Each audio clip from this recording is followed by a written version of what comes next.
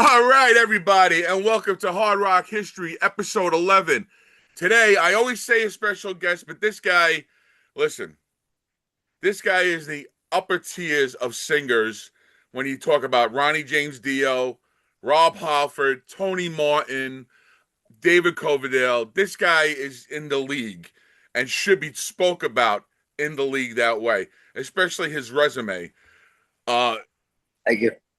Badlands, Yeah. Sun Red Sun, Artension, Lynch Mob, Royal Hunt, Cozy Powell, Feinstein, and just got inducted into the Cortland Music Rock and Roll Hall of Fame there. Mr. John West. John, thank you for joining us today, Hi. man. Thanks for having me on, man. So, John, I'm going to go. I'm pulling this out first. I normally Yeah. start with your beginnings, but I'm in a record store and I'm an uber Cozy Powell fan Yeah. since Rainbow, and I'm Same 59, here. so I wasn't the Jeff Beck guy. It was way before my time. So it's Rainbow Rising, Stargazer, the whole nine yards, and then that was it. Exactly. Same here. Shanka, White Snake, everything Cozy did after that. Gary Moore. So I was this a com- huge fan of Cozy. When the phone rang and it was really Cozy, I thought it was a prank call. I literally thought it was a prank call. So I had put my tapes in to get an audition for Maiden. Oh And it was wow. around the time they were looking for a singer, and Blaze Bailey was up for it. And I was, Doogie White was up for it. And I put my tape in and it got passed around and it ended up in Cozy's hand and he called me. Oh So that's how wow. that kind of all got started, you know. And I just couldn't believe it because Cozy was my favorite drummer at the time. And I was like, thrilled. Let's go. Let's get started. And it was, you write the songs, not sing somebody else's songs and be a cover band like I had been previously with other things. And when I joined Badlands, it was me covering Ray Gillen, those first two albums. We did some writing, but it wasn't, I was in a cover band Right. And situation. and just quick with the Badlands thing. Did you tour with them? I just played live around LA Okay.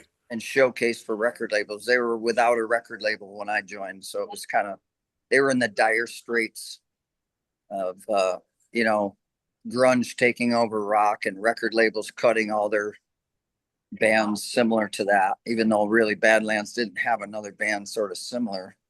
Maybe later on, the Black Crows kind of sort of in that vein, but Right. God, yeah, no, I would have loved to have heard you sing Soul Stealer. I don't know if I did that one. Oh, Maybe. really? I remember the audition clearly when I had come in and they made me do some of My the really, Wire? yeah, of course. And I had to do that one. And then Jake stopped. We did the whole thing and everybody was like, holy shit. And he's like, can you do that again? I go, yeah. And Jeff Martin just started it again. And I blasted it out again. Maybe it was even better the second time around. And they were like, well, you're going to have to move to LA. You're our new singer. Okay. I guess I'm moving to LA. And you guys never cut any demos and no songwriting whatsoever, huh? There is some demos and we did some songwriting, but they were recorded at Paul Gilbert's house. I think he had a small like 8-track or something in his house, and I just have cassettes of some of those things, song ideas. Some of them are complete. That's not. I wouldn't say professionally recorded, but decent enough to get a Right. song idea. Yeah, Right. and I wrote over the basic tracks of what had become the last Ray Gillen album that they put out was called Dusk. But Right. I have my own versions of all those songs because they gave me blank music and I never heard what Ray did. So I have my own my own version, my own lyric, my own vocal melody, everything to go to those tracks. Because we were planning on Supposedly, making. I'm sorry to cut you Oh, off. go ahead. I had Jeff Martin on a podcast quite a while back, and he said that Yeah, that third album, the Ray Gillen vocals, most of them were scat vocals. He made yeah, them up I think so. literally on the. So like what you did was your own I person. got blank versions without Ray on it at all, and I was able to sit home with it and write my lyrics and my melodies to it. Oh, I see. Okay. And we were to make that into an album, but it Wow. never got recorded. So after a while, they released those recordings back with Ray on it. Okay. So, I never really heard them any other way other than my way. Right. It was a little bit odd, because I think Jake was thinking, well, this is a great record musically. Let's hear what John does on it. Just be free to make up your own words and melodies, and let's see. But we never got to that point. There were a lot of strong songs on it, on that third album. A lot of really good riffs. Yeah, I mean, it's got riffs for days, Yeah. songwriting for days. That album died on the vine. Yeah. Soon as there was, like you said, it was the time of the change of music, and there was no push for it. Was it even on an independent? I don't even know if No, it got picked up by a Japanese label. It came out. Yeah. Ray Gillen was dead for a number of years after it came out. Right. This Japanese release and kind of a whipped together demo of those songs. Of course, they couldn't have Ray finish them because he was gone. Yeah, it happened way after his. And I think they put a lot of dark cloud on Ray leaving Badlands. They put a dark cloud on him, so that in essence they put the dark cloud on themselves. Yes. Right. I was entering into a really dysfunctional situation. I was the new guy. I was the young guy. I was to save, the sinking ship. And it was just like, a big piece of bubble gum in a giant hole, a cannon shot hole in the side of that ship. And, if it wasn't for Jeff Martin, I probably wouldn't have even been there 8 or 9 months that I was. Right. And as you see, the future went with Jakey. He tried Red Dragon Cartel. That didn't work out well, and then then his guitar playing now, he just can't cut it anymore. Anyways, it got me started in the business. Right. Once I was in Badlands, people knew my name, and as dysfunctional as it was, I moved on from that. And I started immediately playing with Michael Lee Firkins almost right after that. And I was noticed by Mike Varney, and Mike Varney was keeping an eye on me. And Artension came along, and he was like, I think I got something that'll be really wild and unique and different and perfect for you. I want you to come in and see if you can even write over this stuff. John, I had a cassette tape of a band called Destiny. Yeah. And it came out recently, a couple of years ago on Melodic Classics. Right. The songs on, the cassette didn't do it justice. First of all, it didn't have all the songs. And when I got this a few years ago, I was absolutely blown away by the quality of the songs. Could you tell us a little bit about that? Because that's very early in your career. My sole vision in the beginning was to write my own music, put out my own band, and be original in every way. And be surrounded by guys that I handpicked and were my friends. That was the vision of my career. So in the 80s, I really tried to make that happen. And I would find guys that I really liked, and I would write with them. And, we just never got the attention that we deserved. We never got signed. And that's what you needed back then. You needed somebody to hear you, see you, and get you onto the next plane. And it never happened. So, those Destiny songs, I kept a lot of that stuff. I ended up redoing a few of those things on my solo albums just because it was like that. I know that's a good song. I believe in that song. And I ended up recutting some of those later on, several of them. I mean, my first solo album was called Mind Journey, and the title track, that was a Destiny song. Exactly. Yeah. So yeah, that was the main point, was like, I'm going to go and do my own songs with my own band, and we're all going there. Well, some of those guys that they didn't want to go there, they realized, like, when shit started coming down, we had Alex Perielis, like, I want to take you guys in the studio and record all your songs. I'm going to take you guys, shop you. And that's when the band split up, because some people just didn't want that. I think the fear of going into the music business was right there on the table. Yeah. Right. That's all I wanted to do. I was doing it whether they did it or not. And I said, well, fuck it, I'm going. And did you have a 9 to 5 ever, John? Oh yeah, I've had several jobs. and I've had my own businesses and things like that going. I've always had like a pretty normal life, college education, a pretty normal life, and then I got to go on tour, or I got to go make a record, and I would have to have some kind of job or boss that would be like, that's cool. Right. I'm behind you. I'll see you in a few months, and a family. Yeah, because you would have to block time out to do this stuff. Things would come along, and it was like, dang, I got this thing. I got to go fly to England, and I've got to be there for X amount of time. And I had a supportive family, friends, and workplaces. So I know Paul wants to go back to Cozy Powell. I kind of no. We'll continue from this. So after Artension, did Royal Hunt come calling for you? Royal Hunt came as sort of, it was an audition for me after I had been hired by Yngwie to go down to Miami and record an album and write the whole album with him. And I actually moved to Miami, and I was down there working on this album with Yngwie. And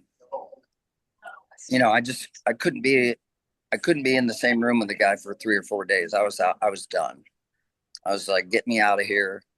I had a guy named Bill Hibbler at the time who was managing me. He also had Glenn Hughes, and Jim Lewis was managing Yngwie at the time. And Bill called Jim and said, it's not working out for John. It's just not going well. They're not gelling together. And it's, I'll just put it this way. It would take a certain type of person to be able to stay with Yngwie and to just accept him as a person and to work with him. It's not me. Was it all attitude, or? He's a great player. He can pick up a Strat and just play stuff that'll blow your mind. But, right. And then in the same instance, he'll just take the guitar, throw it at the wall, or throw it at another guitar, or I don't know. He was really moody when I was there, and he was up and down, probably drugs, and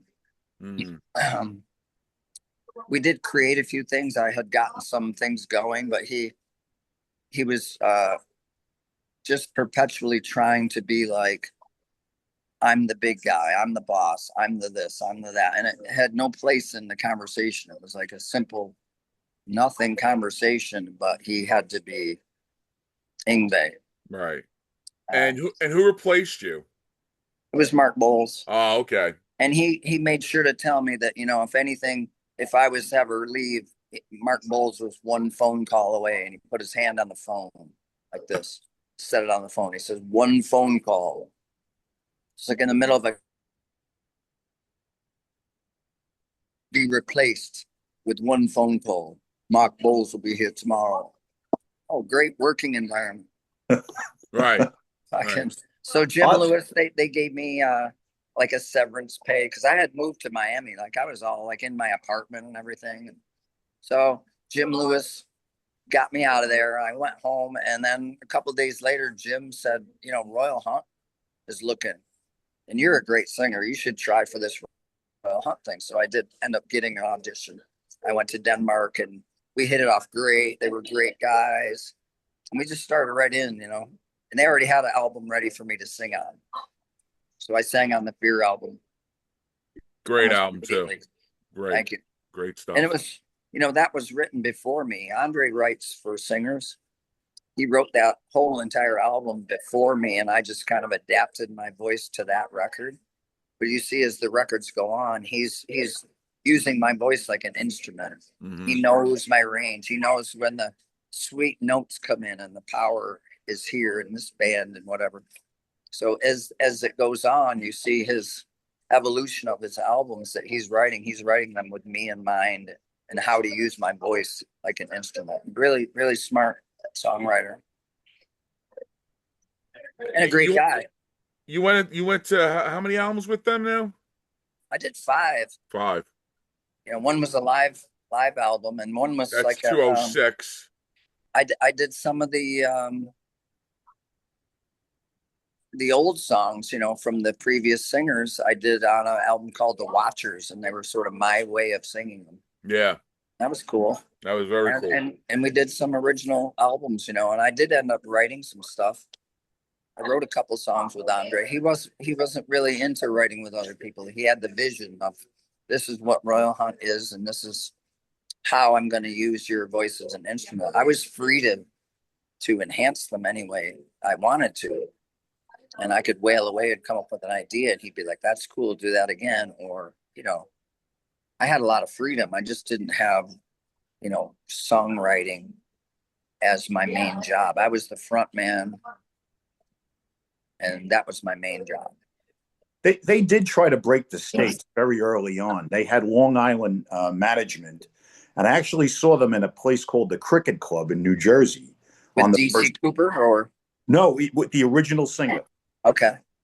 They played local shows in New Jersey and Long Island. For some weird reason, they had management in Long Island, and they tried to break the state. But I saw them in New Jersey. There were literally 20 people in the club. Nobody knew, other than me. Nobody knew who they were. They kept the management throughout. When I was there, he was also there, Michael, and a great manager. But Royal Hunt became big in Southeast Asia. Oh yeah, it was a big hit. Russia, Korea, Japan, and Europe. We had pretty fair draw in Europe. We did some tours. We opened for Pretty Maids, and they really had a great draw throughout Europe. And having us in front of them, that was a great ticket, because we got to see what the European audience really was. And see Pretty Maids, and to watch the way they put on a show. I think we all learned a lot. I definitely learned a lot watching the front man of Pretty Maids.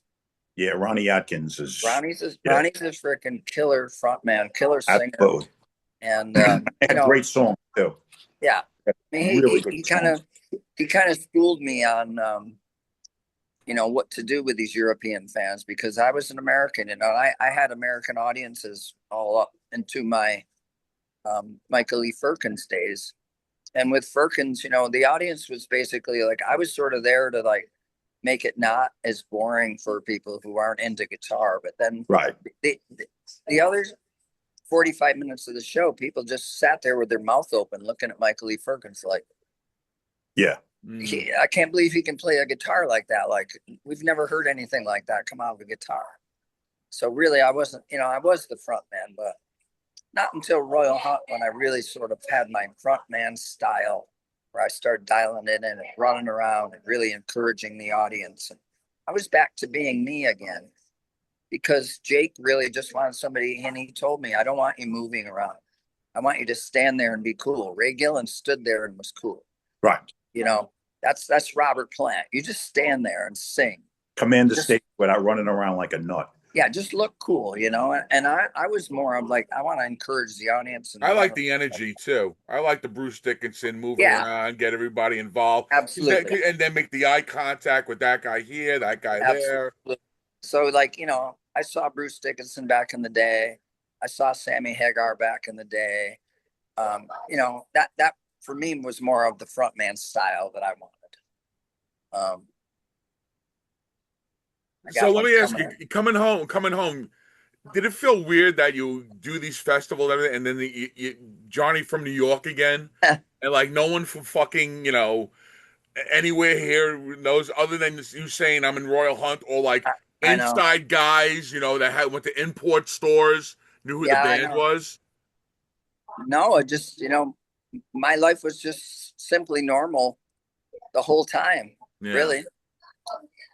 People knew that I was going somewhere, and I would come home and just play. Like on the same weekend, I would get home and play with my cover band or my duo or something, and be down at the coffee shop, or mowing somebody's lawn or something.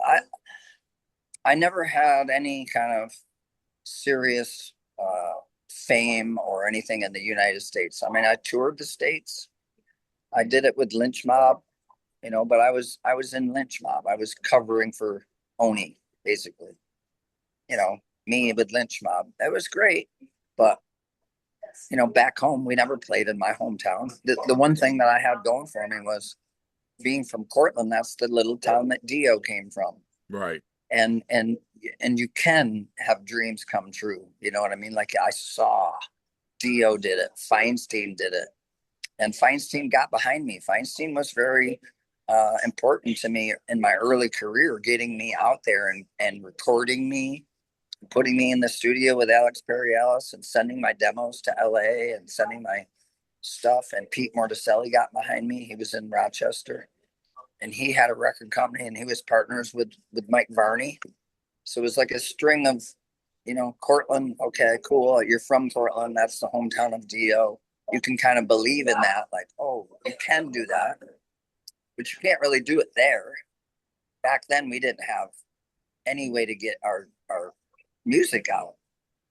There's no Facebook or anything. It was not even MySpace back then. It was just like cassette demos. Right. In an envelope, and hopefully you got to the right person. That's it. So Pete Morticelli and Dave Feinstein got me envelopes and 8 headshots and mailed them out and got me, you know, Badlands, I think. Was directly from that. Just they were looking for singers. They had 100 different guys through that room, and then I came in and did High Wire like that. And I did it again like that. And it was like, well, we don't need to know anything else. Were you always singing? Like, did you know your range, or were you taught your range? I knew I was singing long, you know, when I was playing in bands when I was in high school. I was the drummer and I was singing. And I was like, I always thought, well, you know, I can sing as good as the other guys. I had guitar players that sang and bass players that sang. And I would sing some songs and it was like, cool.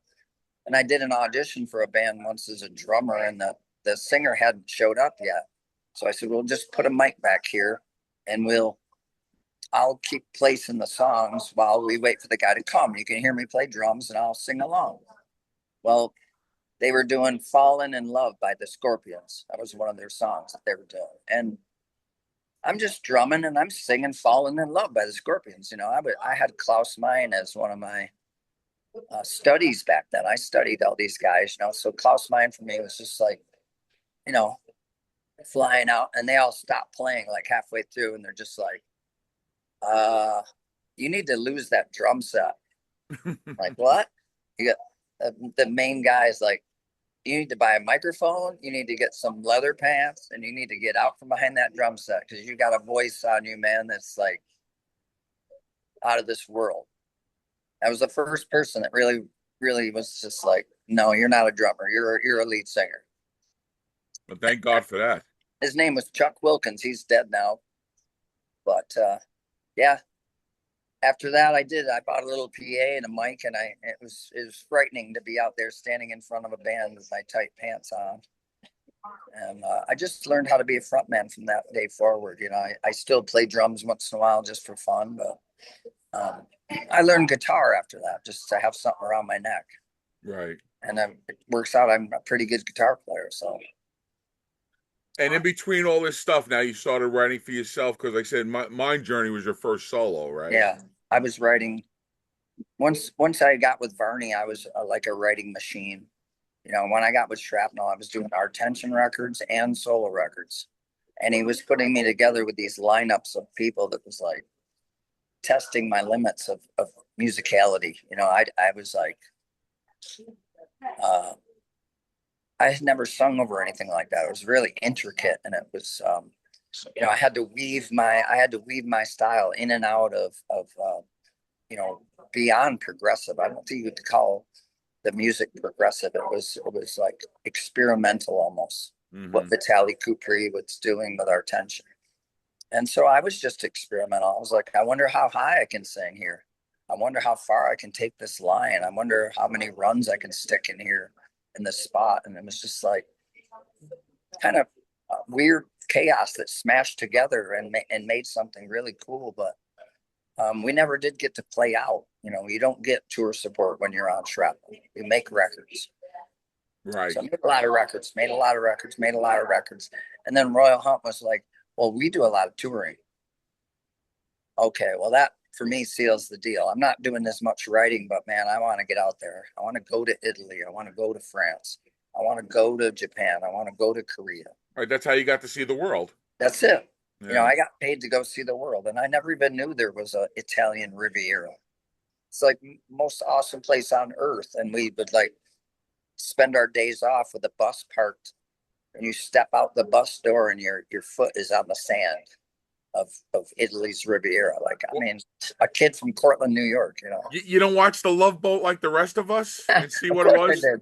Of course I did. I watched them all, and it was like, then I was there. You know, I'm like, I just can't believe that my voice got me to this point. You know, so we're touring with Dio. It was Royal Hunt opening for Dio, and Ronnie and I were in the same dressing room a lot, and I learned a lot from Ronnie just being around him. I like how to be humble, how to be great to your fans, how to be a great person, how to be consistent.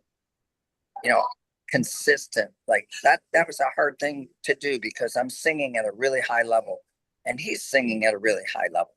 Right. We're doing two different things, but like I'm watching him do his thing, and it was night after night. I'm seeing he's getting stronger, he's getting better. Like, I'm managing to do my show, I'm managing to hit the very last note in Lies of Royal Hunt. You know, Lies, it's like this super scream, high scream, and I'm hitting it.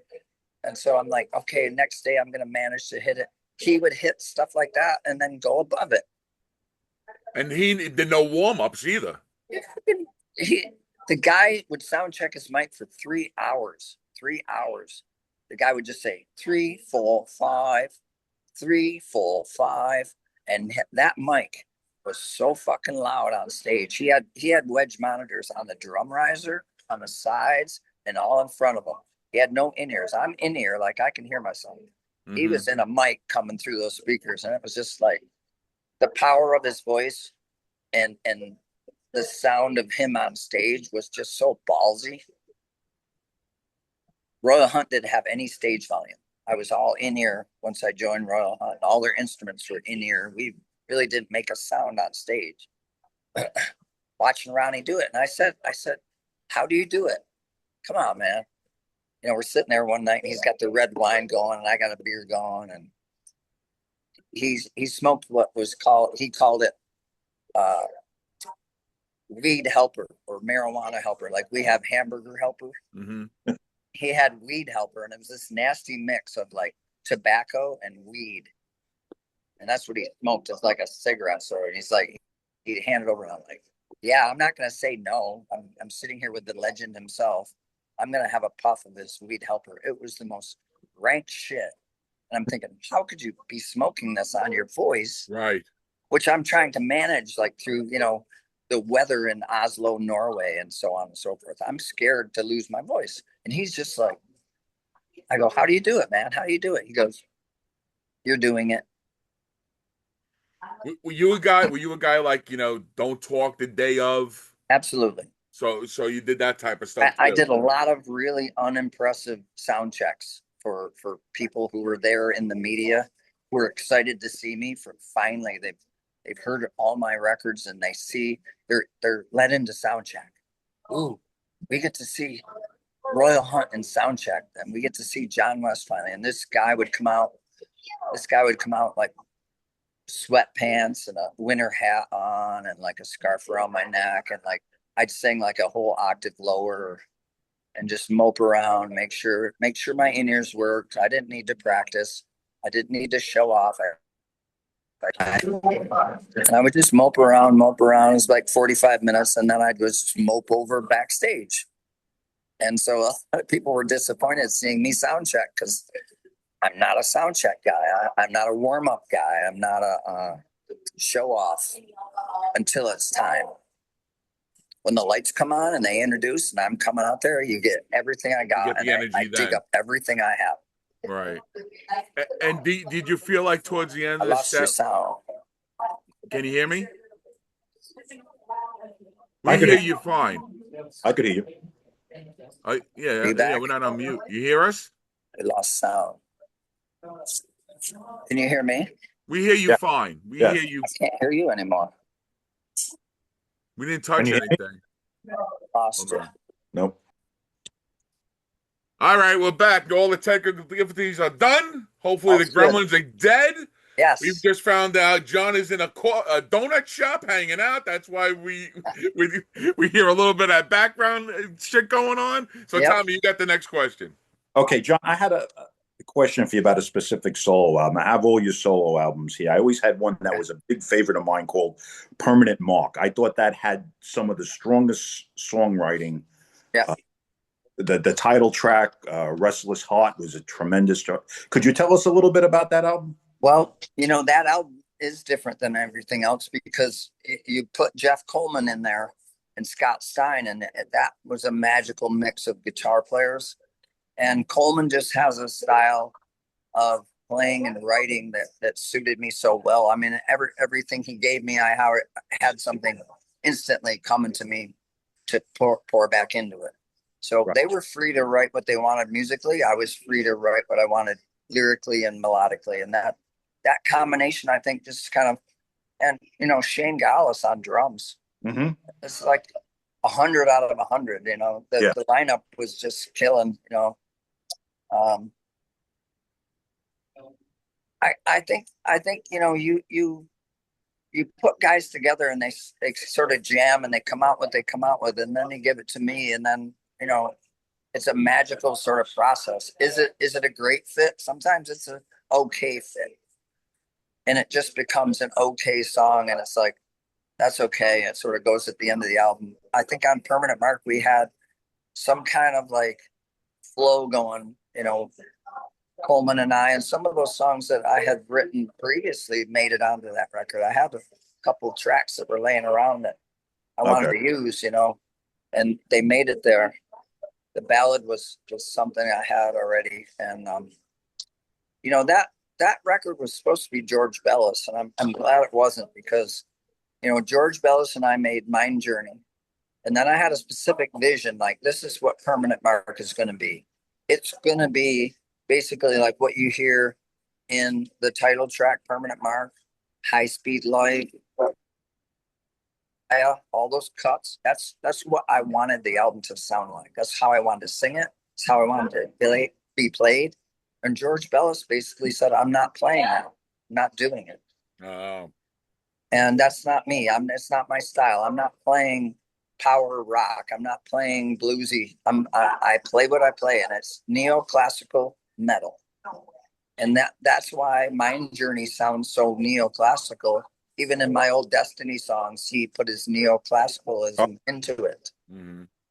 You can hear the original version of Mind Journey or Set Me Free or any of those songs. They're there. And then you hear the newer versions of them, and the guitarists put their style there. Bellis didn't want to play that way, and I respect that.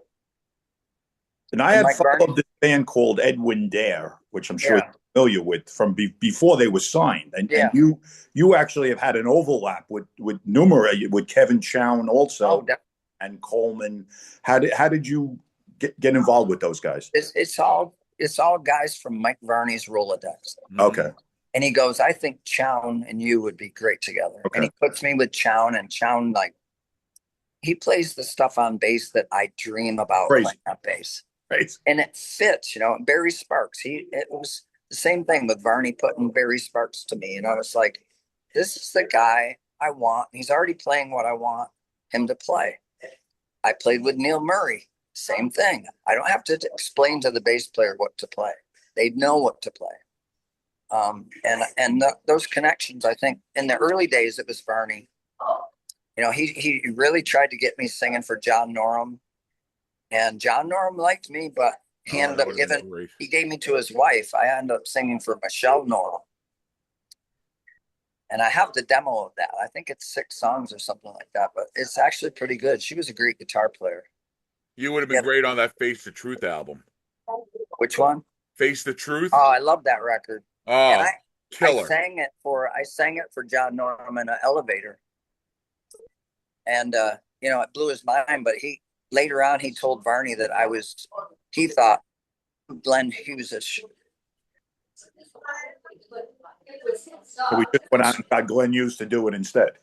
He already I was like, he had Glenn Hughes on that. Right. Right. So, like, why would I was too Glenn Hughes-ish? I could do a Glenn Hughes. Like I had a really good Glenn Hughes, back then.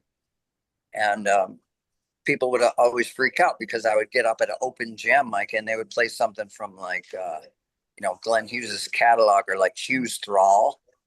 Nobody knew Hughes Thrall, but Paul Gilbert had a jam in LA and they would do Muscle and Blood and they would get John West up to sing and I'd do my fucking killer Glenn Hughes thing and everybody shit their pants. It was like, I had that voice, but I had another 100 voices. Right. Of course, my own. And people don't realize Used Thrall was a huge flop when it came out. It got popular decades after the fact. Absolutely. When Hughes made his big, that album was in the cutout bins 2 days before it came out. Yeah. Absolutely. Yeah. Absolutely. And, they got back together and they made another album later on. And it was like some of the tracks that they didn't use. And Pat Thrall, unbelievable, great player. And it's called Feel.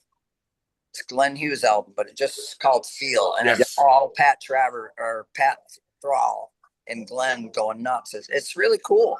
Yeah. But again, like no one heard that record. No. They didn't hear Hughes Thrall and they didn't hear Feel. Right. And it's just that, I don't know. I can't explain, people's taste is people's taste. That's all. Well, Feel came out on the Zero label when he had an exclusive deal with Japan. And at that time, that stuff was not getting into the States at all. Unless you were like a guy like me who ordered Japanese CDs. $50, yeah. It was such a small amount of guys in the States that were following that stuff at the time. Exactly. My Cozy's Zero, the import. That's the jam. Yes. Yep. Well, it was a Japanese release only. They released it on Polygram, and it wasn't really handled properly. After he died, that album was mixed quickly by Sean Lynch from Black Sabbath, and just quickly put out. I wasn't even brought in to really finish my background vocals, or I had stuff left to do on those songs. Wow. Did you just do the tracks here and they were sent out? I did some in England and I did some in New York. Oh, so you were in the studio with Cozy? I was in the studio, yeah. Cozy, Neil, Michael Caswell was the guitarist. Michael and I spent the most time together. He's passed on, and Cozy's passed on. It's just Neil and I now, and we speak about the old times. That was supposed to be a band. That was the band. That wasn't you should have toured on that project, right? The whole point was we're building a band, but what would happen in between is, those guys needed to work, and Cozy's day job was drumming. Mm-hmm. So he would be like, I got the Peter Green Splinter project, and Neil and I are going to be gone for a few months. And then, Brian May called, and we're doing these festivals, and I got to get in Brian May mode. And throughout the time I was making the record with Cozy and planning on being a band with Cozy, he was in probably 5 or 6 bands. He did the Yngwie album. He did a Black Sabbath tour, and an album. So, we were constantly derailed by the fact that he had to keep his day job, which was drumming. Well, he was in demand in that sense. And Neil, so Michael and I spent a lot of time together, and we all dreamed of the day that we as a band will be playing now.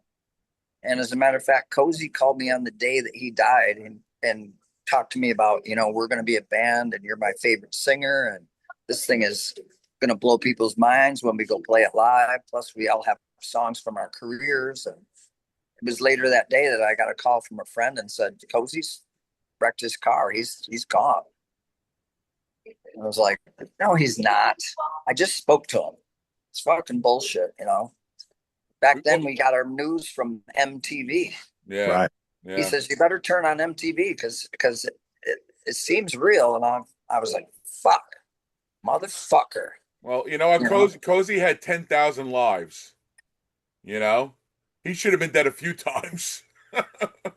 He'd had a horse die. He was holding the reins of his horse, and it died and fell on him and crushed both his hips.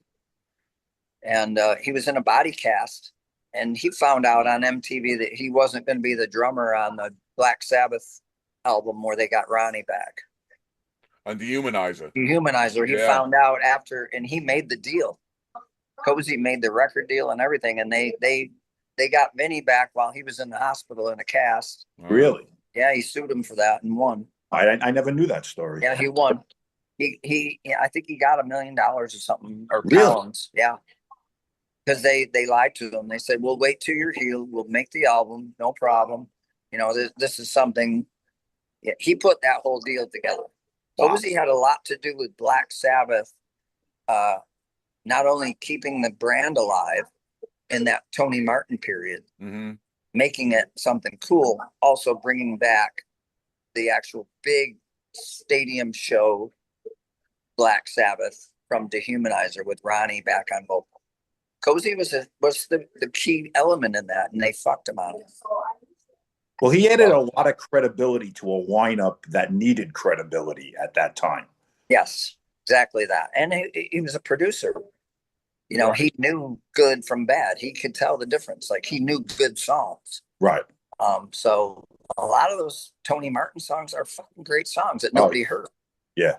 Those are good records. And oddly, I ended up playing with Bobby Rondinelli too in that same time period. So I was like with Rondinelli, then I was with Cozy, and I was just like, naturally, I'll be singing for Sabbath, right? At some point, Tony Martin will fail, and Cozy's putting me up for this gig all the time. It's going to be in Sabbath, and he's like, I keep telling Tony about you. I keep telling Tony about you, and he doesn't want to hear it. Cozy was that guy. He'd always put me forward. One of the things he worked on was a Glenn Tipton album, solo album. With John Entwistle. Right. The Baptism of Fire.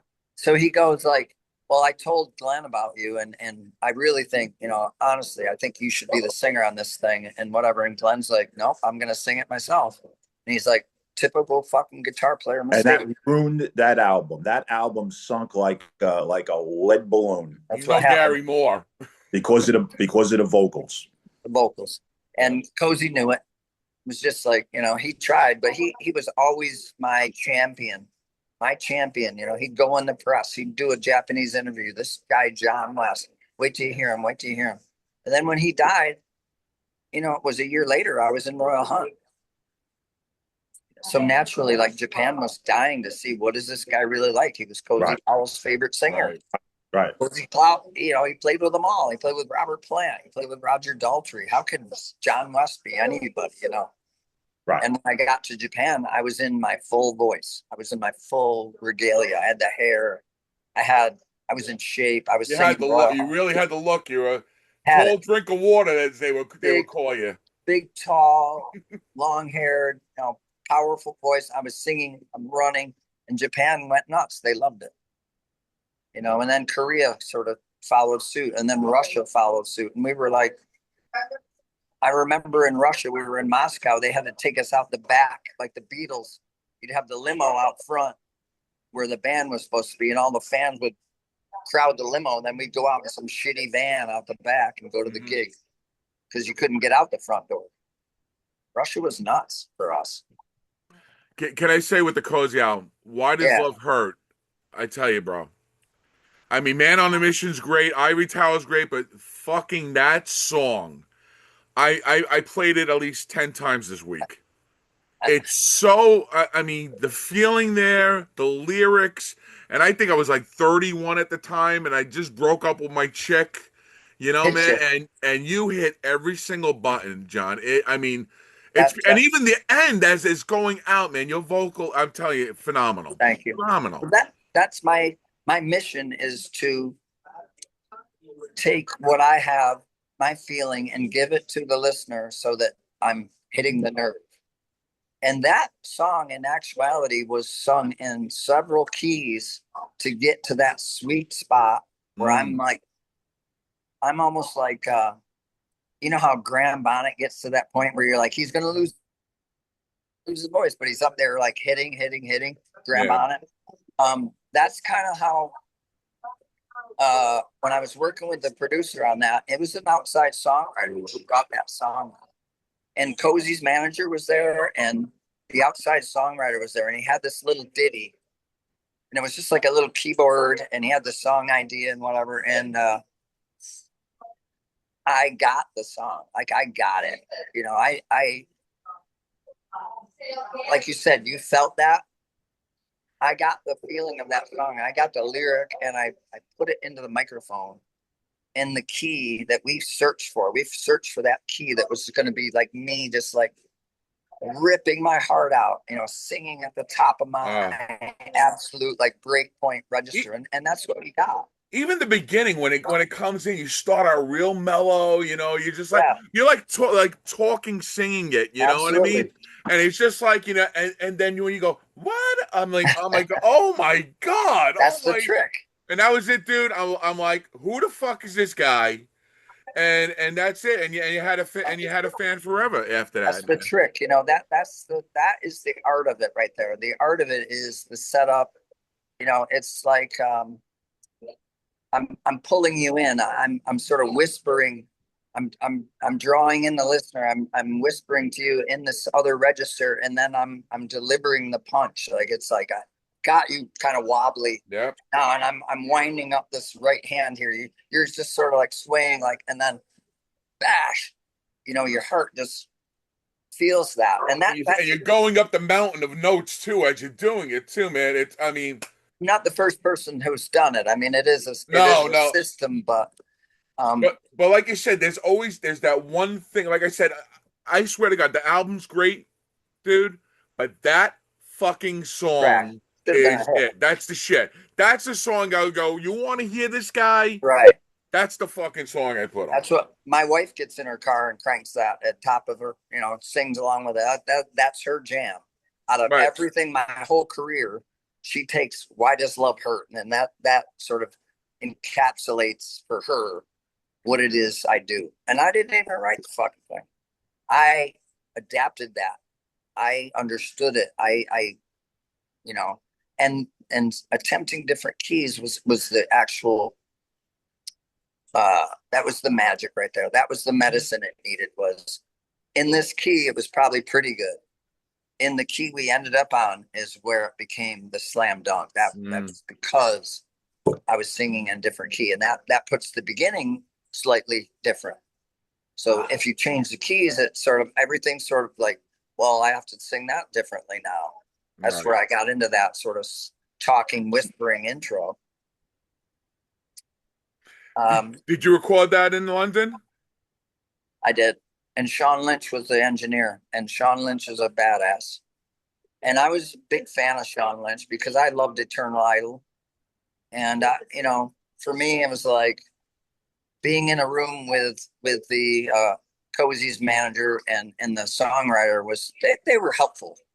They were, she was sort of like in awe, and the songwriter was sort of like, I really want this and I really want that. But Sean Lynch was like, motherfucker, yeah, we're keeping that. You know what I mean? He was there spiriting me. He's like, fuck yeah, keeping that. And I would be like, I think I really got that one. I really got that line. He's like, you did. We got it. We're saving it. Yeah. And that has a lot to do with the sound of the mic and the placement of the mic. I'm in the room and I'm putting this song out there, but Sean Lynch really captured that vocal. That has to do with a great microphone, a great studio, a great ear, engineer. Singing like that. I can't sing like that now. I couldn't sing that song today. That was way back then. And how far in the process were you when that song was created too? You know, I wasn't peaking by any means. It was like mid '90s. I was just starting to find my way too. I was finding my style. If you listen to the old Destiny stuff, I was all over the place and just doing everything I could at once. And then I sort of found my style. And I was pretty smooth in Royal Hunt. Like I had gotten to where like this is what I want to do. This is how I Mhm. want to sound. And Chris Caffrey was kind of instrumental when I was younger. We played together in a band, and it was a great band. It was called Witch Doctor, and he turned me on to Ray Gillen, and he was like, I like the way you sing. It's with that gruffness to your voice, but I also think that you don't need to do that all the time. You could sing clean, and you could get over because you have the tone and the power. You don't have to have that raspiness. You know how like most of the time Dio has that kind of crunch on his voice Mhm. most of the time. And when Ray Gillen sings, it's more of like just a soaring kind of piercing high without the gravel sound. So I ended up, kind of reevaluating like what it is. So I kind of use the gravel as a weapon, not as a sound. Chris kind of really pushed me into a tone that was more me singing naturally rather than me singing and putting a gruffness on my voice all the time. Right, right. You mentioned Witch Doctor. I actually have the demos to that. Why you was do? that signed? I couldn't hear the question. You had mentioned Witch Doctor, and Yeah. I actually have the demos to that. Yeah. Why was that never signed? Ask me, listen, all the bands I was in during that period, why weren't they signed? We had a great sound. I think Witch Doctor was had that Sabotage connection to him, so I would have thought that would have been a one-up. I know. We had the bass player from King Diamond. Right. We had a Helpatino. I mean, it was like a super group. Right. That's right. Yeah. That's why I say, why wasn't it signed? Because I would think with those guys, that would be a one-up, Alex Perry-Ellis was the engineer. You've got a killer engineer who a year or two later became the head of A&R for Energy Records. Like that would have been on his roster for sure. I don't know. Things happen. Yeah. With bands, it's weird. Witch Doctor, I bet we have at least 12 songs demoed. There was 4 in the beginning that we did at Pyramid with Alex. Then we did a whole string of another bunch of songs that Chris had. He has them all, and he's not really interested in anyone hearing them. Some of them have been, yeah. Why hasn't he put it out himself? I asked him, when I was digging up some old stuff to put out, and he just didn't really have any interest in that getting out because they're sort of like, I don't know, half finished. They're raw. Yeah, some of them were just song idea demos. Some of them were like pretty finished. Our 4-song demo was like pretty powerful, pretty finished, and no record companies bid on it. We opened for Alice in Chains back then. And you think about like our audience, we were dressed nice and we had long hair and everything, and we were playing pretty tight. And then Alice in Chains came out and they were just like loose as fuck. Guy couldn't sing. They were dressed like hobos and everybody loved them. Yeah. Right. They looked at us, they stared at us, and then Alice in Chains came out and they went nuts. So I'm like, we're not doing it right. We're not. Like that was literally like 91, and you could see that the tide has turned, and the audience wants a guy with cut off shorts down to his knees and a flannel shirt and can't sing. And a guy that looks like he works in a gas station. I met him right after the show, and I mean, he couldn't even really have a conversation. I was thrilled to meet Lane Staley, and we were in the same. I remember sitting next to each other, and he was just dozing off on heroin. Yeah. And I worked later on a project with Michael Starr on that Sun Red Sun thing, and I never really got to meet him. But during that time, he was really bad. Yeah, he was really bad. He couldn't really function. The heroin had gotten those guys pretty good. Now, Sun Red Sun, was that after Ray passed away?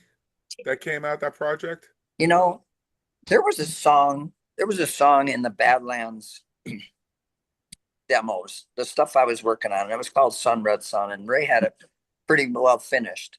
So that one we kept as it was, and we were playing that one live. And I always loved that title. I was like, I'm going to use that title someday for a band. So after Badlands, I had moved upstate California, and we called our band Sun Red Sun. We changed the spelling, so Sun Red Sun, S-O-N. And we were sort of like a cool, bluesy Bad Company, but for the 90s. It was a really good band. We were Sun Red Sun. And then Caffrey gets a hold of me and goes, hey, I'm doing this project in New York. And Ray Gillen was singing on it, and they need you to come in and replace his vocal or whatever, because Ray, I think at that point, has either gone or he's close to gone. And it's a paying gig, and you're going to come into New York. And they didn't have a name for this thing. Rondinelli was playing on it. Chris was playing on it. No name.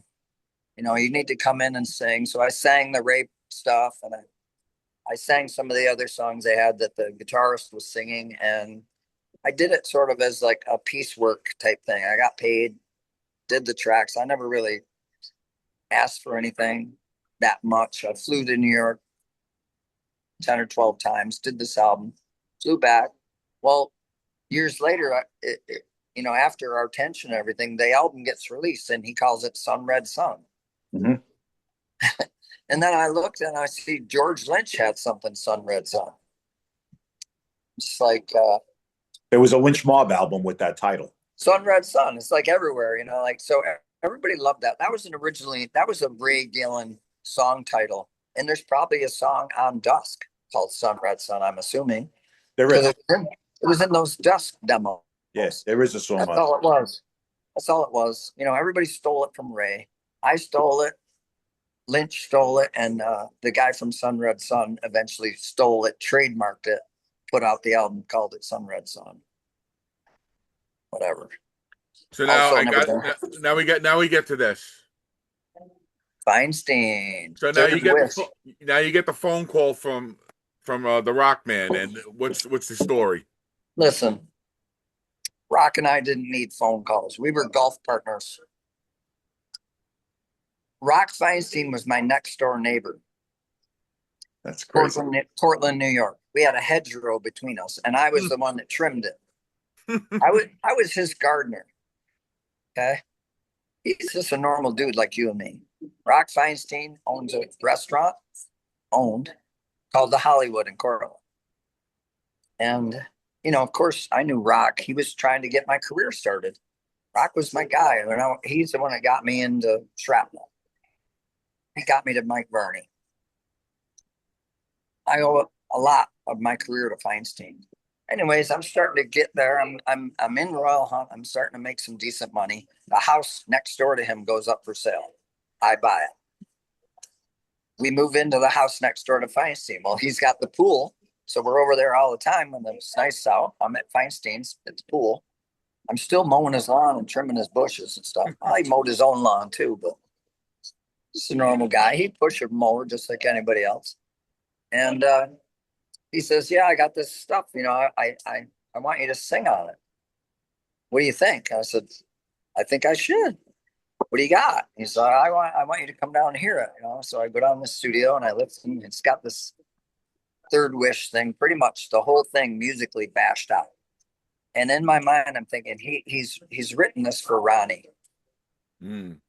I think his ultimate goal in the beginning was, I'm going to write this whole thing and Ronnie's going to hear it. Ronnie's going to want to sing on it. What I think Third Wish was in the beginning. Well, I don't think Ronnie was up for doing that at the time. This was, I would say 93, 94, maybe ish. No, 2003, 2004. Sorry, wrong decade. And in he 2004, says, "Come on the in." album came out. So he's got all this music. So I write all these lyrics. He did have some song titles, and he had a couple things where he's like, "I want it to do this and I want it to do that." Okay. I'm willing to work on whatever you got. So I write the whole thing lyrically. I do each song one at a time. And we're just like, this is fucking good shit. We would get a song done and I put all the backing vocals on it and he'd play his leads. And the leads were kind of the last thing to put on. He'd wait to hear what I sang and then he would do his solos. And Rock Feinstein's got like endless solos and riffs. He is just like a fucking riff factory. He's an Iommi. Really that type of player. And so we get done with the album and we're like, "Oh shit, this thing's good." So we're shopping the album around. And lo and behold, he's got a buddy over in Auburn, New York. It's Joey from Manowar. DeMayo. He's got DeMayo. And he's like, "We got to go talk to Joey about this. He wants to do something with the album." Oh, okay. Go over there and he's going to make us big stars and he's going to get us signed and whatever. So, but first he wants to send it out for remastering. And at the time I thought it was an okay record. He sends it out to be mastered. When it comes back, it's what you hear now. It's fucking good. It's a fucking good hard rock metal record. The mastering did it. I've never had album go out for mastering and come back the way that one did. They go out pretty good and they come back pretty good or better. This went out pretty good and it came back fucking great. Whatever. So we got to play live, right? We got this good record and we've got it out. It's on SPV. We got to do some promotion. We got to play live. What are we going to do?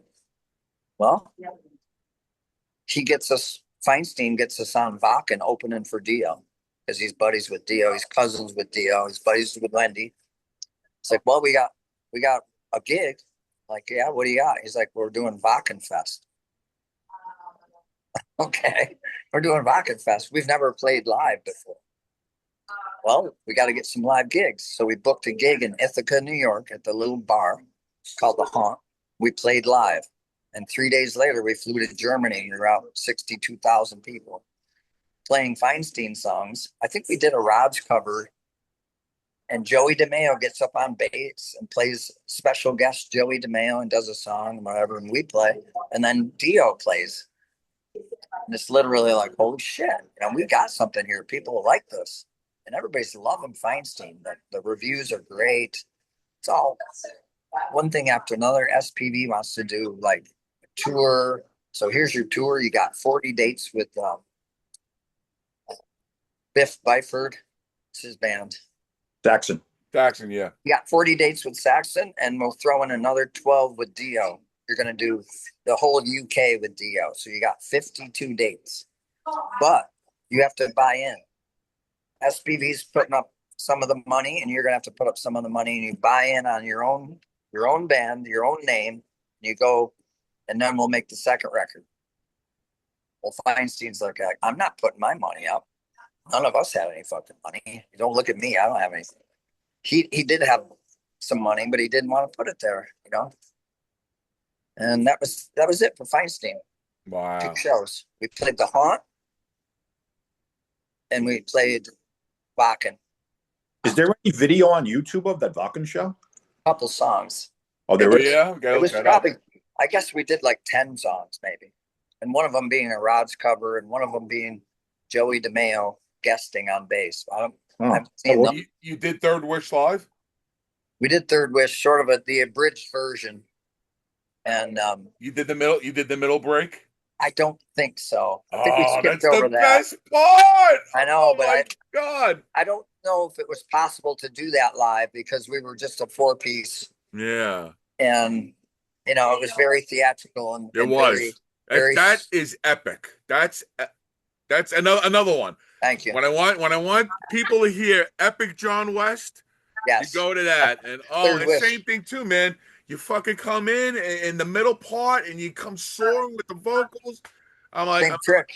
It's incredible. Same type of trick, It's Yep. in the setup. Yeah, you're sucking me right back in. I think with that album, we were sort of playing out of we were in our mind, we weren't thinking we're going to play this live. Mm. We were making a record. We were just making this record. And we honestly, we didn't have any dreams of like going to Vakken and opening for Dio. And I think it hit rock at the wrong time. That offer, if it had come from SPV to open for Biff and his boys and going out with Dio and doing that, I think he would have taken it at a different time in his life. I think he was busy and just stressed out, and the restaurant was killing him. Like, he's out with the Rods all the time now. Yeah. He found his place in life where he can go and do things. And He just made a new album last year. He's cranking stuff out. And the Rods are playing. He's got my ex-bass player, Freddie Villano, great bass player, played with Quiet Riot, played with Dee Snider. He just happens to be living up here in Ithaca, New York. And I snagged him for several years, and Dave's got him now. I think the timing was wrong for Feinstein. We didn't expect it to be what it was when it was. I was, in Royal Hunt. I had gone through some physical issues. I had my own health problems, and I was making my comeback with Feinstein. I mean, for me, it might have been the right time because I said, yeah, I'll go. Let's go. Let's do 42 shows and see what we got. And for Dave, it was a no. That's that. That's a sin. That's I know. that really could have been something, boy. There was another record in the works and a lot of songs too. Dave and I we had at least another album's worth of songs just kicking around back and forth because he had riffs and I had ideas. And we golfed together. We literally would be like, there's a song title right there just from playing golf. Mm-hmm. You know, if you've ever played golf, you know, it has all these different slogans and words and goes with this and goes with that. And, you know, you're in this and you're in that. And so we had all these little golf catchphrases and I was making them metal. And we did have a second record. It just never really came to fruition. And yeah, I don't live there anymore. So some highlights. What's your contribution on the Mechanical album, Animals album with Marilyn? Nothing. Okay, you have a Somebody credit for somebody that. posted that. I don't know why they did. Okay. That's false. And what Fake- about Sabotage, the Poets and Madmen? That's fake news. No, Sabotage I did, yeah. Did you do what, I did. backing vocals? Yeah, I did. You know, they offered me to sing in that band. I was briefly in TSO, and it really wasn't for me, and it wasn't really gelling. And In the beginnings of TSO? yeah, I mean they were already getting pretty big. It was '99. Okay. Chris and Jeff were there, and they had they had a great guitar player. Who's the guy with the little white streak in his hair from Alex Skolnick. Testament? Yeah, so Skolnick, Skolnick's there. I'm there. You know, killer band. Jeff played, whatever, and it just wasn't for me, you know. And maybe I wasn't for them.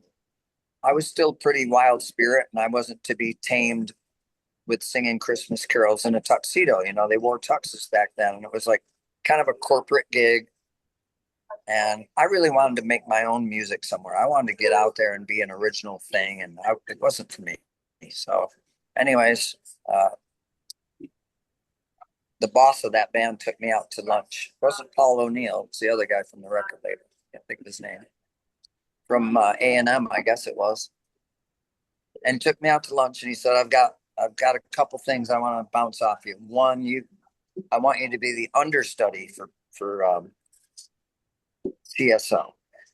Okay, what does that entail? He said it means you learn every male part, and if anybody gets down, anybody gets ill, you would step in. If you'd live in Queens throughout the tour, and if we need you to come in, we'd fly you to Cincinnati or whatever, and you would know all the rules, and you'd be paid to do that, but not as much as you would be on tour, but you'd have to be on call.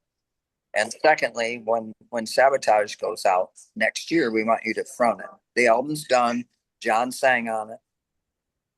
We want you to cover John and be the guy for Sabotage and tour the U.S. and some other cities. So I'm sitting there, can't think of the guy's name, and I said no to both. I just said no. I don't want to be the guy covering Sabotage songs, and I don't want to be learning everyone's parts in Trans-Siberian Orchestra and be on call if somebody gets sick. And I just went and did Royal Hunt because I had Royal Hunt waiting in the wings. Like I'd already done the Fear record. So for me, the choice was clear. Go be yourself and be the guy in Royal Hunt, tour the world. And so it was no to both. Right. And the guy who listens to this stuff benefited from that. So thank you for that then, in that sense. You bet. You know, I mean, monetarily, was it the best move? Probably not. I mean, I could have had a long career with TSO and been solid, living in my great big huge mansion by now, I guess, but just wasn't me, wasn't my fit. How's your range now, John? It's okay. I have a great local band. I play with some guys up here from Corning, and it's called Whiskey Brave. Mm-hmm.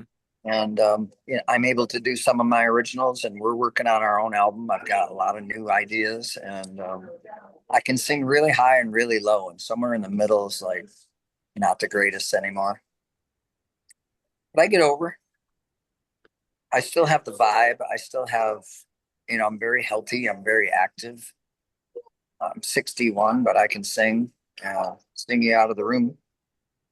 Sure. Got it. if you ask me to go and do like Phoenix Rising from Artension, I think I'm not going to even bother because can't do that. Mm-hmm. There's certain things you just have to say, all right, well, and I've been through a lot physically, you know, Well, I saw a in my video. neck. I saw a video of you in the hotel walkway doing So Far Away. Can you still do that? Yeah, I could do that. Okay. Yeah, I can sing really high. So you still got your chops that way. I have pretty much everything except for, I don't know that I could do endurance in a tour bus in that little bunk and then repeat it and then repeat it and repeat it. That takes a different kind of, That's a young man's game. it is. It's a physicality, and Uli John Roth asked me to go back out with him 2025 in the Oh, okay. fall. And I rehearsed up and I really wanted to see if I could do it. And I could do it. I could sing that old Scorpion stuff and I could do Uli's original stuff, but it really killed my voice. It killed my voice. And So you so would have like, been on this tour now with Intrance and Virgin Killer, if anything? yeah, Oh, wow. yeah. So I did that with him before in 2015, 2016. I did 2 years with Uli doing that stuff. And I wasn't a young guy then, I'll say. That And was why? 10. And why? When you got approached for that with Uli, why wasn't anything no originals with him? I think at that point he's written so much in his career that he's really just touring now. He's touring and he's celebrating like Scorpion years the and Japanese live album, the Scorpions Tokyo Tokyo tapes. tapes. Yeah. We were doing that, and we were really sort of celebrating his career. And he was into like articulating in jam sessions on stage and stuff where he can just create. And I was also creating vocally. I was allowed to do, all sorts of stuff in trance and all that. I was allowed to be vocal all the time and all over the place. So it was really fun. It was like Well, I saw the clip from BB King's doing Dark Lady, and it was a 10-minute version of it, and you're about like a minute. yeah. Well, it depends on the John song. Roth sang Dark Lady. Yeah, well, he part. was doing the high parts of yeah. Wow! Yeah. Yeah, you were doing that stuff. Dark Lady! Right. Yeah. And then you go, okay, solo time. So you walk. Yep. Uli's gonna play his two-necked 7-string half fretless guitar for a while. Right. He's great. What a cool guy too. I mean, those 2 years that I played with him, even though you could say it was covers or whatever, I had a great time. I learned a lot from Uli. And I lost some hearing with Uli. Having my in-ears in, my microphone being on, I'm picking up his stage volume. It goes into my mic and into my in-ears. Well, he plays really loud. I thought Jake played loud. I thought George played loud. Uli John Roth fucking plays loud. Yeah, I've seen him. He said his tone, and this is his own quote, it's the sound of a freight train being crashed into by a jet airliner. That's the sound he's going for. The amp must sing or die. Mm. And I saw a lot of smoke coming out of a lot of the black stars he burned up. And I kept up with him, but I did lose some hearing to that guy just because my mic was picking up the sound of his guitar and my left ear suffered from it. And the same thing that would talk about Lynch Mob. Now, Oni's gone. You get the call from George to come in. Did someone recommend you? Oh, we lost him.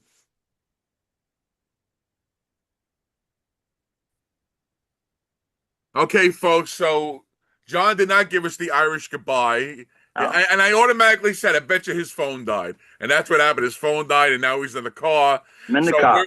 So where we left off, Oni Logan leaves the band, and you get the call from George? No, I think Robert Mason had already been in the band. They made a record with Robert. Okay. We're talking like 98. Okay. So I had gone to the NAMM show, and I was just kind of like at the NAMM show, shopping around, looking for gigs or whatever. I was kind of in between things, and And I had the cozy thing going before, and he'd passed away, and it was like, man, what am I gonna do now? And so I went to NAMM and kind of shook hands with a bunch of people and hung out, and then I got the call from George Lynch, and it was like he had Glenn Hughes lined up to do the tour. Glenn stuck him. It was like 3 days, and rehearsals were to begin. And Robert Mason had stuck him a month before that because he got the gig singing behind the curtain for Ozzy. That's back when you would bring a singer out Right. and double the vocals. So Robert was being Ozzy for like $2,000 a week behind the curtain. Glenn Hughes just flaked and said, I don't want to do it.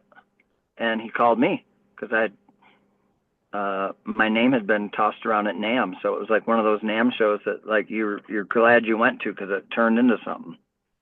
Anyways, I got my hands full because I have to learn, 15 Lynch Mob songs and one Dokken song, and I don't know any of it. I knew Wicked Sensation maybe from hearing it on the radio. We did Kiss of Death by Dokken, which I kind of knew, but I didn't really know. I had never played it. And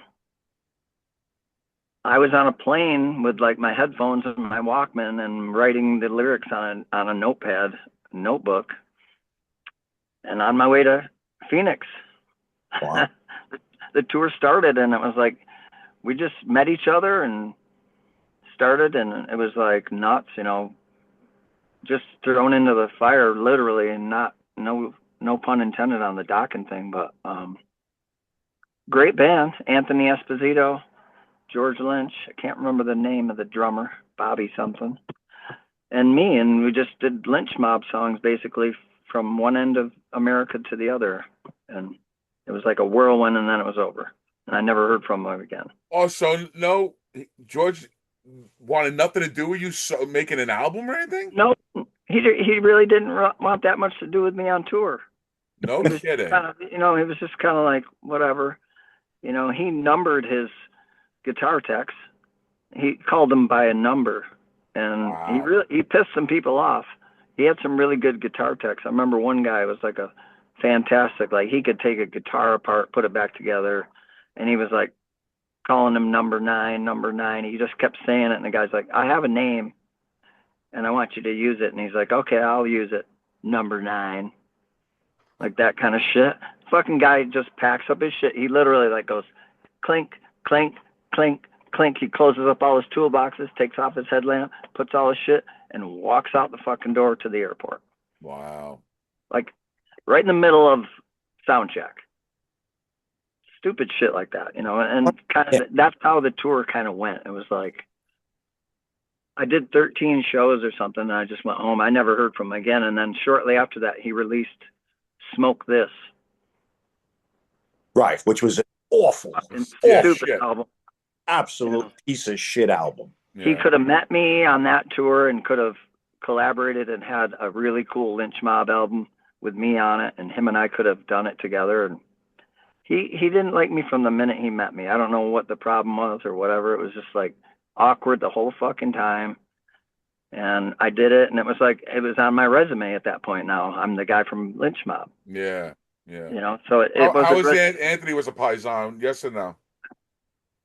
Him and George were like butt buddies. The two of them were in this little, whispering together all the time. And I never made friends with them. Guys I tour with, I'm friends with for life.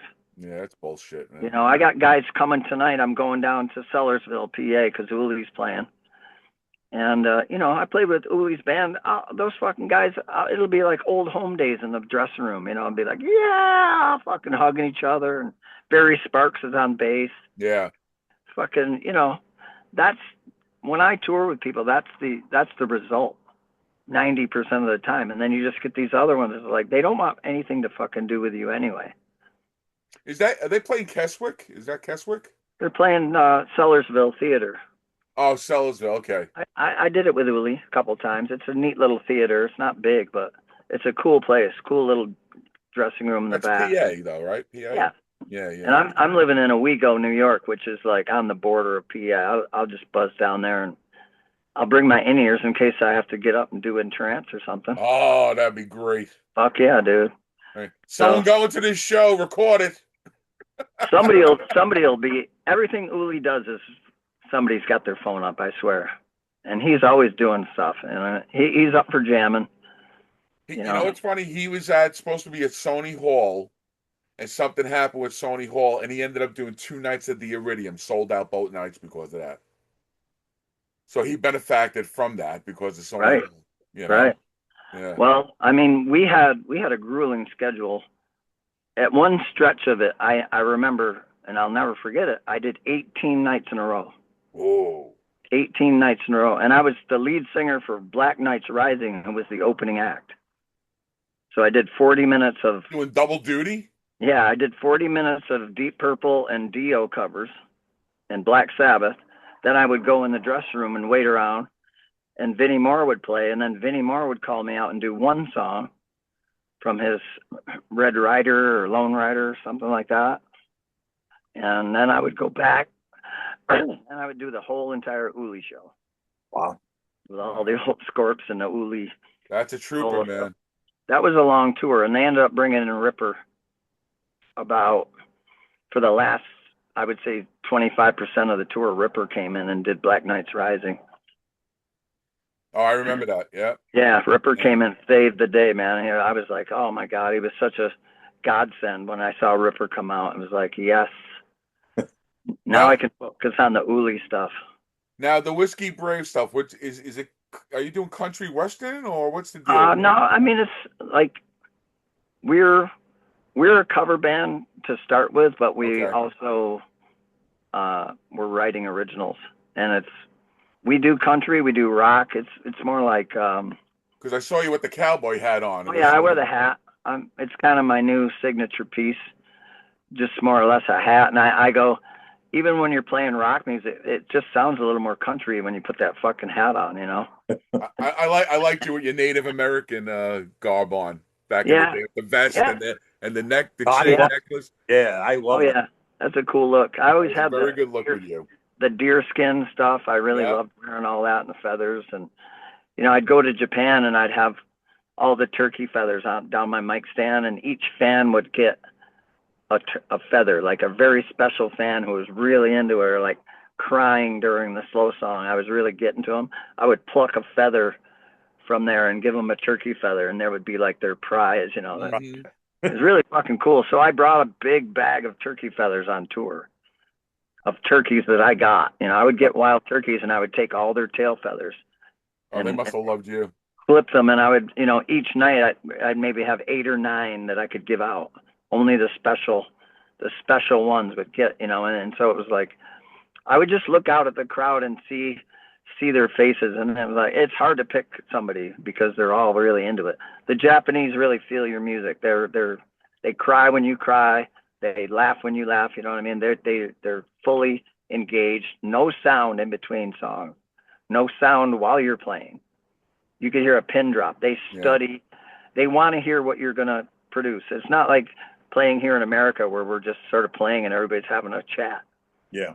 Right. Having a good time slapping fucking pool balls and shit while we're playing. Like Whiskey Braves playing and people are just like, whatever. They love to dance. We love when they get up and dance. We play shit they can dance to. And I've got an album's worth of stuff that will be perfect for Whiskey Brave, and we're going to be putting something together because my drummer's got the setup now and we can record everything. So it's cool. Is it more rock vein? Yeah, it's rock. Yeah, Okay. I'd like to hear that. Yeah. Yeah, with me on guitar, everything's a little more simplified. I'm not Jeff Coleman. Few people are. I'm not capable of playing that type of guitar. My stuff is very, very much simplified and more about the song. If anything, I'm more of a Feinstein type player than I am, Because I looked on YouTube to try to find someone like a live show or nothing like that. You can't find anything with you guys live. It's coming. It's coming. We've got shows lined up. We're going to be playing probably, I don't know, 50 times maybe this year. And will they ever come down to the New York City area? to play? I would say so. I mean, the money has to be right. Everybody wants to sleep in their own bed at this age. Yeah, yeah. You know, everybody's like, my drummer's a retired school teacher. He's a killer drummer. But you know, I'm like, hey, do you want to go to Niagara Falls? And I got this offer, you know, play over there. And it's like, yeah, we want to go. And they do want to go, but it's like, does it make sense? Right. Right. You know, and my bass player's the same way. He's been in some big bands. He played with the guy from Steelheart. Can't think of his name, the singer. Really good singer. I can pronounce his name. Yeah, I can't pronounce it. I could try, but you know, I got a great bass player who sings. I got a drummer who sings, and the three of us play as a trio. And I just get to wail on guitar and sing. And yeah, I see. You got rid of you had the soul patch for a little while. You got rid of that. I had a bunch of different facial hair ideas going and all sorts of weird stuff. I had a big long white beard last year. It was probably like, I don't know, that long. It was white. Oh wow. And I just kept the white part. There's nothing else to it but this long white beard. And I asked around. I was like, "What do you think? Keep the white beard or clean shave?" And it just seemed like the odds were in my favor if I clean shave. And my wife doesn't care. She's like, "Whatever you do is fine by me. I'm cool without any of it." So It's a good wife. yeah, she's great. So I guess if you 16 play a gig in the fall, I'm gonna have to drive the 4 hours up and come see you. Where are you guys at? New York City. I'm Staten Island. Yeah. Tommy's in New Jersey. Yeah, I played Staten Island in the day. I don't remember the name of the place over there. I played them all. You know, I played them all down there. All throughout the 80s, I was bopping. You know, I played the Cat Club and Lemore's Brooklyn, Lemore's Far East, Lemore's Queens, February's. Mm-hmm. Remember that place? Oh yeah. Oh yeah. What's that town? Elmont? Elmont. Yep. I lived there. Did you? Yeah, I walked to February's to play. Wow.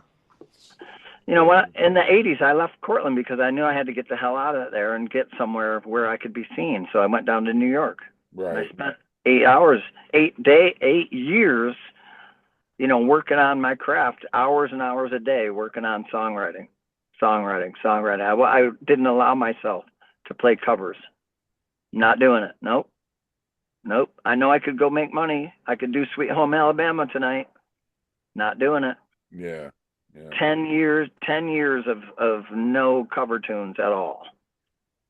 So I could just be focused on originals and not get, you know, caught up in, I didn't want to end up in, you know, being stuck there at some Ramada Inn band or something, you know what I mean? Yeah. The call was there. Like those gigs came and went. They came and their offer was there, and I was like, that's not really what I want to do. Right. I'll do that shit later, you know, when I'm way later, after everything's done and I got a bunch of tours behind me and records behind me. And that's where I'm at now with Whiskey Brave. We're just having fun. Mm-hmm. We're playing fun songs. We're enjoying each other's company. They're all professionals, no assholes. But let me ask you, if you got the offer to guest on an album or something like that. Oh, yeah. It's open to you, though, right? Yeah. Oh, yeah. And I do sometimes, you know, I do some things come along and it's like, it doesn't really suit me, or I don't know. I was never the guy to take everything that came along anyway. That's why I'm not on so many things as a lot of other guys. Right. You know, I always just picked and choose what I wanted to be on. You know, when something came along like the Emir Hot thing, doing that Sevda metal, that really got to me because it was like something different. I really wanted to do something like that. That was cool. And, you know, playing with a guy like that, you know, a Bosnian guitarist who can play like Emir Hot, I never heard anything like that in those scales, and being able to sing in that way, you know, for me, that was a great opportunity to go do something cool. Yeah, I got paid, but the point being, like, you know, I didn't take everything that came along that I could get paid. Well, I saw that video when you went to Greece and you finally met up with that guy that you did the Methodia. album with. Something like that, you know, that's cool. You know, Methodia to me was a great project, and everybody that played on that record was awesome. You know, he just got this lineup of players. You you know, something like that, a super group thing like that. And I was kind of like, I was in my singing prime. I'm just singing. I'm having the time of my life, you know, singing, being free to sing those songs. And I wrote a song called We that was originally for his brother's wedding, and he used it at his brother's wedding. The guy's name is Christos, the Greek guy, Christos Nikolaou, and he's a fucking genius. Anyways, I used it at my wedding because I was really writing the song to my wife. Mm-hmm. I wrote it to my wife. He loved it, so they used it at his brother's wedding because it meant so much to them, and it was the whole time it was for my wife. Okay. So that became the theme of our wedding, and we tattooed our wedding rings on with the word "we." Oh wow. You know, my original wedding ring was a tattoo. I have a band now, but you know, "we" was the theme of our wedding, and that song was. And there's a pretty cool video for "We" out there by Methodia. Do you have I went to see there's a John West website, but there wasn't. It was like Yeah, I don't really have a website. Okay. So Mhm. anything to promote other than You know, is if there people gigs want, come up for you with Whiskey Brave now? yeah. I mean, if somebody wanted to message me, they could get a hold of me through Whiskey Brave or Facebook Messenger. Okay. You know, I respond to fans. I respond to requests or. Well, he did, folks. He's right here with me. Yeah. I said hello to him, and Yeah, I'm just a guy. that's it. I'm just a guy who you know grew up in Cortland. I saw Ronnie Dio could do it. Dave Feinstein could do it. Dave Feinstein helped me to do it, and I did it. And John, whenever you want to promote anything, man, you know, hopefully my show grows as time goes on, and It will. if I can help you in any way, my man, Thank you. you know, I appreciate it. John, thank you so much for being on. It really was an honor speaking to you. And again, Appreciate it. your music will live on forever, and hopefully now people will go out and search out everything you've done. It's a list. Because it's worthy to listen to. I've got a Wikipedia, and that kind of gives you mostly my discography. I got a headache from looking at it. Yeah, it's a long list. I've done a lot, you know, and that was being picky. Imagine all the shit I could have churned out if I was grabbing every studio session that came my way. I just didn't. I didn't want to, you know, I wanted to do stuff I liked. And so most of everything you hear that I'm on, I did it because I wanted to. Right. I have 2 piles of CDs here, this one and another one. If we were to go through everything today, I said to Paul, he goes to me, are we really gonna? Because normally, if you had a list about this big, yeah, I would have went through every album and talked about the tour and everything. And he goes, he's just got too much fucking shit. I go, I know. So we'll just let him highlight what he wants to talk about. Yeah. In other words, I'm old and I've done a lot. No, you're accomplished, and listen, you put it out there. That's the thing about it. Yeah. And I really feel there's not one weak album. And like I said, I'm gonna have fun now getting into the other stuff that I never heard you ever do. Yeah. You know. Yeah. Check out some of the fringe stuff that was like, you know, all that stuff was meaningful to me. Like Diesel and what else? Methodia. If you haven't heard stuff. If you haven't heard Sevda Metal, the Amir Hot thing, I'm like singing my ass off on that record. It's like 2008 maybe. I did Mysteria, Dragonfire. I have it. Dragonfire. Yeah. Fucking shit like that. You know, those are one-offs that I'm like really singing my balls off on that stuff. If you go back and listen. Diesel, yep. And, yeah, real quick, what was that 10-man push then? You did 3 albums with them. Only 2. You know, the third one never came out. It was meant to, but it never did. We have all the tracks just laying there, but was that branded? Yeah, branded never was released, and those songs aren't even mixed really. 10-man push was the official band of American Motocross. Literally, like we wrote a song called "In the Dirt." My longtime songwriter friend Lonnie Park, piano player, and he sang lead on it. And the shit went big with the motocross. And next thing you know, we're touring and doing national motocross